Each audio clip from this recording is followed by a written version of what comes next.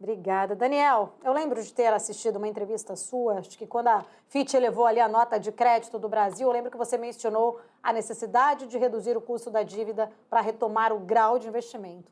Considerando este cenário fiscal atual aí, né, desancorando bastante essas expectativas do mercado, inclusive com esta alteração da meta para 2025, é possível ainda tentar pensar em recuperar este grau de investimento? Bom dia, Paula. Não, não é possível. Ontem o sinal foi bem claro de um certo esgotamento, não só de instrumentos, mas de ímpeto da atual administração também em endereçar a sustentabilidade da dívida, pelo menos nessa atual gestão, né? Empurra-se o problema para administrações posteriores, à medida que nós vimos tanto a meta de 2025 e, consequentemente, dos próximos anos ser rebaixada, mas também o ritmo, né? Quando foi apresentado há um ano atrás, aproximadamente, o novo regime fiscal, cunhado aí como arcabouço, o novo arcabouço fiscal, a gente via uma trajetória de superávit, ou pelo menos uma vontade, uma intenção de produzir superávites num ritmo mais forte, já começando pelo ano de 2025 e caminhando de meio em meio ponto do PIB. Ontem, a novidade que nós tivemos foi a oficialização, né, de que 2025 não é um superávit ainda, a meta será um zero de novo, e caminharemos, então, a passos de 0,25 e não mais meio. Paula, só pegando esse gancho que você começou aqui a nossa conversa, aproximadamente um ano atrás, quando a Fitch eleva a nossa nota de crédito soberano, aquilo ali acho que foi motivado muito por dois vetores ou por dois fatos naquela ocasião. Uma é sempre lembrar que essas agências de risco, elas avaliam a sua nota de crédito de maneira relativa. Então, relativamente, o Brasil já não estava tão distante do grupo de BB-, no qual ele foi promovido. Então, ou seja, na verdade é uma leitura que é independente do nosso mérito ou não, outros países ou países que, né, eram tidos como pares pioraram na medida que a nossa distância para quem estava no eixo de cima diminuiu, e a agência então resolveu fazer esse movimento, acompanhado também, né, de um ano atrás, a própria apresentação do arcabouço fiscal. Foi uma vitória emblemática e simbólica do atual ministro da Fazenda, que abriu uma temporada ali de vitórias importantes, principalmente na pauta de arrecadação e de gastos tributários, mas a verdade é que o próprio regime, que há um ano atrás foi, entre aspas, bem recebido, ou até relativamente comemorado no mercado, naquela época estávamos com preços bastante descontados, durou quase que um ano. A gente vem percebendo um esgotamento quase que natural do próprio regime em depender demais de receitas e de não ter nenhuma predisposição, orientação ou sinalização para reformar alguns tipos de gastos, e gastos estes que algumas contas ali são praticamente não cabem no arcabouço, né? Elas não cabem no atual regime, como é o caso dos reajustes de educação e saúde, que ou esse ano ou no próximo teremos que endereçar essa insustentabilidade, essa falta até de coesão ali que tem no atual regime. Então, volta-se de novo um ceticismo no momento onde o mercado externo, né, tem sido o grande fator desestabilizador de percepção de risco. Inclusive, o cenário externo já trazendo, né, uma pressão grande também ali para a curva de juros, para o mercado como um todo, mas ainda focando, né, nessa questão doméstica, acho que logo após este anúncio de alteração da meta, vem essa sensação do qual você trouxe aí para a gente, né, num resumo, a gente tem empurrado talvez aí o problema para frente, até mesmo já, né, colocando ali a dívida aumentando mais, essa dívida PIB com perspectivas de chegar aí a patamares maiores em alguns anos. Olhando para a curva ainda, Daniel, esticando, né? Estava até olhando aqui 11,9 ali para 2035, olhando mais para a ponta longa. Qual que é o impacto que você avalia desta tendência sobre a capacidade de investimentos das empresas brasileiras, né? O quanto isso pode acabar afetando, de fato, até mesmo o crescimento do Brasil? A gente pode ver, inclusive, algum tipo de retração nesses investimentos de longo prazo no país? Acredito que sim, Paula, porque a curva ela não é uma causa, né? Ela é uma consequência. Eu acho que ela reflete bem esses níveis longos ou esses prêmios até relativamente altos e significativos de risco que a gente tem observado na ponta longa que você chamou a atenção. Eles são um reflexo, de alguma forma, dessa desconfiança que estamos tendo com o atual regime fiscal.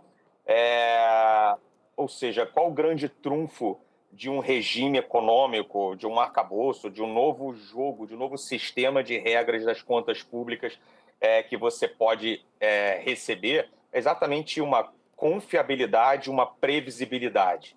Então, à medida que você consegue impor uma previsibilidade aos agentes econômicos, os agentes econômicos passam a confiar, então, naquelas diretrizes, você automaticamente tem uma redução significativa dos prêmios de risco ao longo da curva, e isso, então, enseja, desperta uma maior propensão a risco, uma maior propensão a investimentos. Como você bem falou, o que a gente está tendo hoje, na verdade, é uma alimentação, uma sobreposição, né, de dois vetores de riscos ou que estão sendo reprecificados no mercado, um local e um global. Começando pelo global, realmente, né, uma a cada semana que passa, a cada dado que sai da economia norte-americana é uma surpresa positiva, uma surpresa de um lado mais forte, mais resiliente. Então, isso, de fato, detrai a percepção de fluxo à medida que você torna realmente o mercado americano maior detentor e maior merecedor de recursos por busca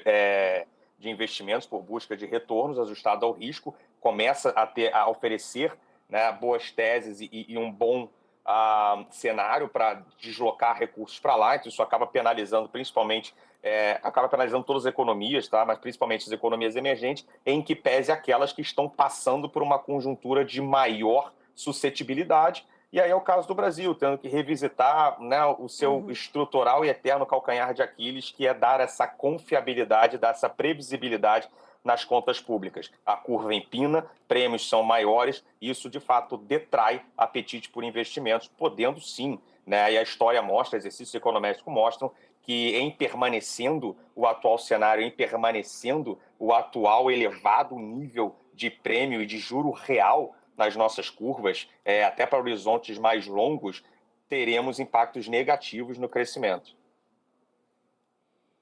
E olhando para o impacto disso para a inflação, Daniel, a curva se mantendo aí elevada, a gente está vendo, né, dólar mais alto, pressionado ali nas máximas. Essa situação, de alguma forma, né, somada, claro, com toda a incerteza ainda do externo, mas essa situação ela pode complicar ainda mais o cenário para o controle inflacionário aqui no Brasil, deixa talvez menos margem ali para o Copom? Não, com certeza, pode, deve e vai. Tanto é que o próprio mercado já se antecipou ao Banco Central, que por uma janela regulatória só se pronuncia e decide sobre taxa de juros a cada 45 dias aproximadamente. O mercado decide taxa de juros todo dia. O mercado já decidiu que a Selic, a preços de hoje, para em 2 dígitos. Praticamente aqui, numa aproximação do que está precificado hoje, enquanto a gente fala, o mercado entende que o Banco Central só vai dar mais um corte de 50, levando a taxa Selic para 10,25 e acabou. Para por aí. Então, nenhum dígito a gente entra hoje. Se você me perguntar se eu discordo do mercado, não muito, Paulo. A gente está revisando a nossa Selic para cima. Eu confesso que eu só não me decidi ainda se é em 10 ou em 9,75, mas, enfim, é uma taxa de juros ainda muito elevada. E por quê? Exatamente por antever um cenário que você antecipou. É uma conjuntura que, de fato, suscita mais riscos ou menor conforto para o comportamento, para a perspectiva da dinâmica inflacionária. E aí, por último, não menos importante, né, no momento do ciclo onde a gente ainda vai ter que comportar pela primeira vez na nossa história monetária uma transição de chefia, uma transição de presidência da autoridade monetária que por si só também demanda ali algum prêmio, alguma gordura de risco, até a gente entender melhor como que essa sucessão será feita, quem será o sucessor de Roberto Campos Neto e o que ele tem para apresentar no comando da autoridade monetária, indicado, então, pela atual administração. Esse é um ponto, acho que também muito importante, né? O mercado fica tentando entender, aguardando, de fato, quem será aí o substituto de Roberto Campos Neto, ficando em dúvidas, inclusive, né? Acho que das últimas notícias de interferências, tanto né, dentro de Petrobras, até mesmo em empresas de capital fechado, que é Eletrobras e Vale ali, no qual o governo tem trazido notícias e pontos que deixam ali em alerta. Também fica ali o mercado se perguntando se vai, apesar da autonomia do Banco Central, ter aí né, uma questão muito mais técnica, sem algum tipo de viés ou ideologias ali alinhada ao governo. Ô Daniel, para a gente encerrar aqui a nossa conversa, né, são vários temas ali importantes, eu não podia deixar de perguntar também para você sobre China, como que você viu ali os indicadores né, econômicos de China, esses sinais mistos da economia chinesa? Perfeito, Paulo. A gente encerra com um fator realmente predominante, principalmente para esse equilíbrio que a gente está tentando achar aqui nos preços dos nossos ativos, né? Onde os grandes principais fatores, e aí em ordem de importância, é a perspectiva da política monetária americana e a perspectiva da dinâmica de crescimento, ou capacidade de crescimento ou não, da segunda maior economia, da economia da China. A gente teve novamente uma rodada de dados ainda fracos, Paulo, e o que você já começa a perceber no mercado é uma certa até acomodação. Acho que o mercado já encontrou um certo equilíbrio para realmente não esperar grandes surpresas positivas de China ao longo do ano. As perspectivas e as precificações já estão relativamente bem céticas, bem pessimistas com a capacidade de crescimento chinesa, onde a atual meta de crescimento imposta pelo governo de por volta de 5% deve ser ligeiramente decepcionada, e a autoridade chinesa, aos poucos, seja por sinais emitidos ou até a falta de sinais emitidos, também já demonstrou que os estímulos não serão muito pronunciados, serão paliativos, serão pontuais para exatamente administrar uma economia aí provavelmente sub 5%. Então, de China, o que a gente tem hoje, se assumimos que o cenário base, que de alguma forma amplamente já está também precificado e equilibrado no mercado, que é uma China né, seguindo de maneira morna, sempre com alguns estímulos, algum auxílio por parte da administração pública, mas siga aí entre 4% e 5%, a gente tem dois caminhos aqui. Ou China passaria a surpreender positivamente nos 3 trimestres que faltam para esse ano, ou ela realmente traria novas rodadas de preocupação. O problema esses dois cenários alternativos, né, um mais otimista com a China crescendo mais e um mais pessimista com a China renovando, trazendo novas rodadas de preocupação para os investidores globais, eu acho que as duas são na margem negativas para o Brasil. Tá? E eu me explico. Obviamente, começando pela mais fácil, a mais intuitiva, se China trouxer novas rodadas de preocupação e de elevação de ceticismo e de percepção de risco, claramente é ruim para o globo e principalmente para as economias mais associadas ou mais diretamente ligadas à atividade chinesa, na qual o Brasil se insere. Essa é a mais fácil de explicar.